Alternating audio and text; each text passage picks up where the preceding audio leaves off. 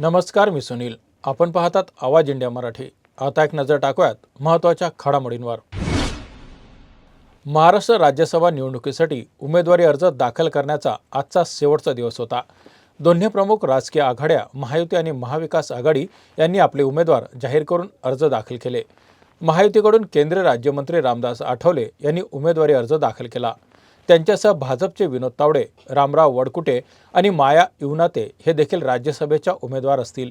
अर्ज दाखल करण्याच्या प्रक्रियेतील प्रमुख उपस्थितीमध्ये मुख्यमंत्री देवेंद्र फडणवीस आणि प्रदेश अध्यक्ष देखील होते.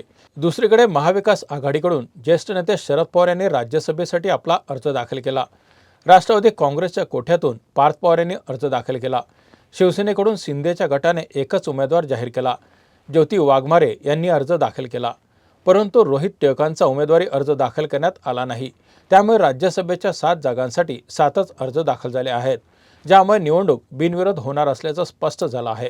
राज्यसभेच्या निवडणुकीसाठी भाजपकडून 4, राष्ट्रवादीकडून 1 आणि शिवसेनेकडून 1 अर्ज दाखल झाला आहे. महाविकास आघाडीच्या शरद पवारांचे अर्ज दाखल झाल्यामुळे निवडणूक बिनविरोध होईल अशी स्थिती आहे. शिवसेनेकडे 20 अतिरिक्त मते असून राष्ट्रवादीकडे 3 अतिरिक्त मते आहेत. तरी शिंदेच्या गटाने दुसरा उमेदवार जाहीर केला नाही आणि राज्यसभेची निवडणूक बिनविरोध होईल असं चित्र आहे. महाराष्ट्रातील राज्यसभेच्या 7 जागांसाठी होणाऱ्या निवडणुकीसाठी उमेदवारी अर्ज दाखल करण्याच्या शेवटच्या दिवशी मोठा ट्विस्ट पाहायला मिळाला. भाजपने आपले 4 उमेदवार निश्चित केले असले तरी एकनाथ शिंदे यांच्या शिवसेनेत आणि महाविकास आघाडीतील उमेदवार कोण होणार याबाबत तणाव होता. अचानक एकनाथ शिंदे यांनी रोहित टिळक आणि नवोदित ज्योती वाघमारे यांना अर्ज भरण्याचे आदेश दिले.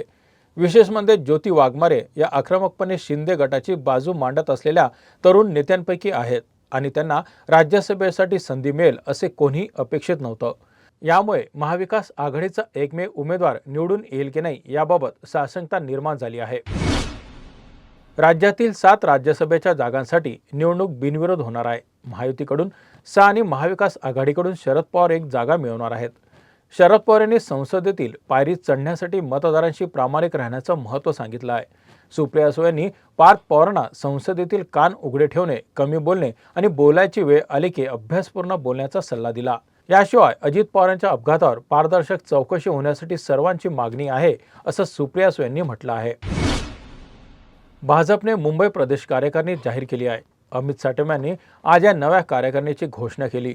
या नव्या कार्यकारिणीत किरण शेलार, रवी राजा, अभिजित सामंत, पंकज यादव आणि अमरजीत मिश्रा यांची उपाध्यक्षपदी नियुक्ती करण्यात आली आहे.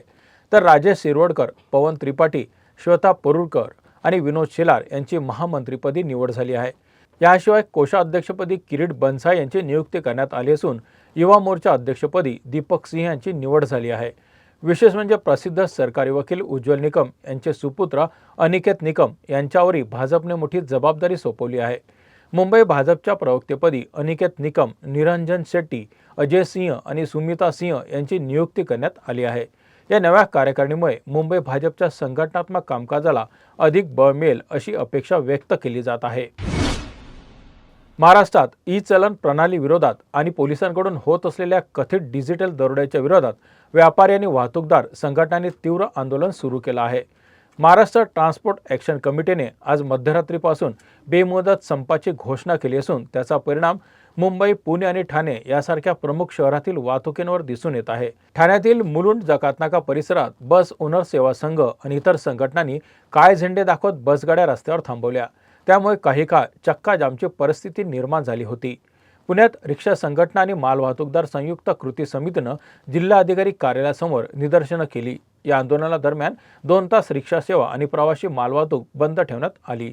दरम्यान मुंबईतील आझाद मैदानावर सुमारे 500 ते 1000 वाहतूक व्यावसायिक एकत्र येऊन सरकार विरोधात निषेध व्यक्त करत आहेत. या आंदोलनात जड वाहतूक, स्कूल बस, खासगी ट्रॅव्हल्स, टेम्पो, टॅक्सी आणि रिक्षा संघटनांचा सहभाग आहे. या संपाचा परिणाम सर्वसामान्य नागरिकांवर होण्याची शक्यता आहे.